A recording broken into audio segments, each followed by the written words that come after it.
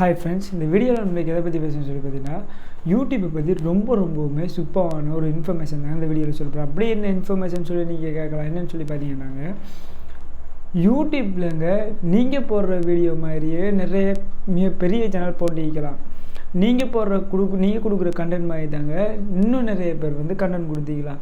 ஆனால் ஏன் அவங்கள யூடியூப் வீடியோவை நான் ரொம்பவுமே வைரலாகி பேசிட்டு நம்மளோட சேனல் மட்டும் வந்து வைரல் ஆகாமல் ஓரளவான வியூஸை மட்டும் பெற்றிருக்கேன்னு சொல்லி தான் இந்த வீடியோவில் பேசுகிறேன். அதுக்கான காரணம் என்ன தெரியுமாங்க? யூடியூப் சேனல் க்ரோத் ஆகிறேன்னு சொல்லி பார்த்தீங்கன்னா, நீங்கள் வந்து எந்த காலகட்டங்களில் எப்படியான வீடியோக்கள் மேக் பண்ணி யூடியூப்பில் அப்லோட் பண்ணுன்னு சொல்லி ரொம்ப முக்கியம். ஏன்னு சொல்லி பார்த்தீங்கன்னா, இப்போ நீங்கள் அப்லோட் பண்ணுற வீடியோ கண்டென்ட் வந்து ஏற்கனவே இன்னொருத்தவங்க அப்லோட் பண்ணிக்கலாம். ஆனால் அவங்களுக்கு வந்து ரொம்பவுமே வியூஸ் வந்து இன்க்ரீஸ் ஆகிருக்கும். ஆனால் நம்ம சேனலுக்கு பார்த்தீங்கன்னா வியூஸ் வந்து இன்க்ரீஸ் ஆகிறது ரொம்பவுமே கம்மியாக இருக்கும்.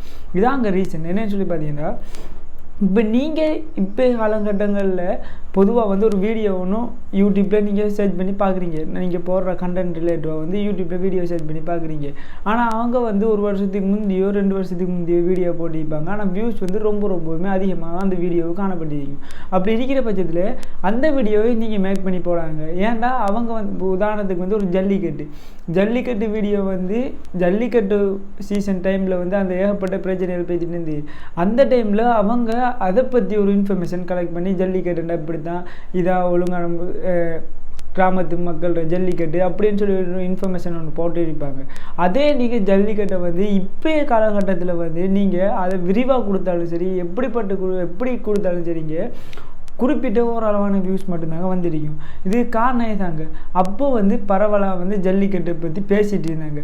அப்போ யூடியூப்பில் வீடியோ போடும்போது வந்து பல மக்கள் வந்து அதை பார்த்துருப்பாங்க. ஆனால் நீங்கள் இப்போ அதில் இன்ஃபர்மேஷன் எவ்வளவு சூப்பரான கண்டென்ட் கொடுத்தாலும் அதில் இன்ஃபர்மேஷனை கலெக்ட் பண்ணி ஆனால் வந்து உங்களுக்கு வியூஸ் போகாதுங்க. ஏன்டா அந்தந்த காலகட்டத்தில் அந்தந்த வீடியோ வந்து ட்ரெண்டிங் ஆகும். அதனால் வந்து இப்போ இருக்க காலகட்டத்தில் நீங்கள் எப்படிப்பட்ட வீடியோ போடணும்னு சொல்லி நீங்கள் தாங்க முடிவு பண்ணணும்.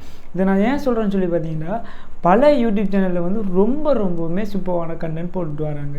ஆனால் வந்து அவங்களோட வியூஸ் எல்லாம் பார்த்தா ரொம்பவுமே கம்மியாக இருக்கும். ஆனால் அதே கண்டென்ட் வந்து இன்னொருத்தவங்க போட்டுருந்து அந்த வீடியோ நான் பார்த்துருந்தா அதுக்கு ரொம்பவுமே அதிகமாக வியூஸ் போயிடுது. இதுக்கான ரீசன் வந்து இப்போ நான் சொன்னதாங்க, அந்தந்த காலகட்டங்களில் வந்து அந்தந்த மாதிரி வீடியோக்கள் மேக் பண்ணி போடணும்.